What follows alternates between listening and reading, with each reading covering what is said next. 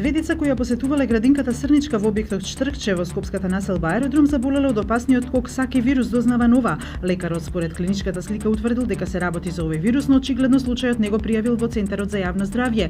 Од градинката се оградуваат од целиот случај и тврдат дека изворот на заразата е од надвор. Појавувањето на Нова пристигнала и епидемиолошка екипа, а епидемиолозите констатирале дека нема потреба од дезинфекција бидејќи тоа било направено пред 3 дена. Панче Ангелов, насилникот кој на 27 април ја влечеше за коса пратеничката, сега министерка за одбрана Радмила Шегеринска, е осуден на казна затвор од 4 години.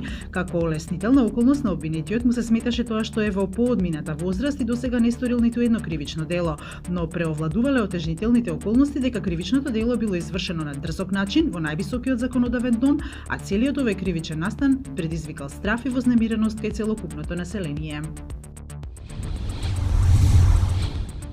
САД го извести официјално УНЕСКО дека се повлекуваат од оваа организација. Ова го изјави денеска генералниот директор на УНЕСКО Ирина Бокова. Според западни медиуми, САД ќе го напуштат УНЕСКО на 31 декември. САД го откажаа својот значителен финансиски придонес во буџетот на УНЕСКО во 2011 година како протест поради одлуката за обезбедување полноправно членство на палестинците.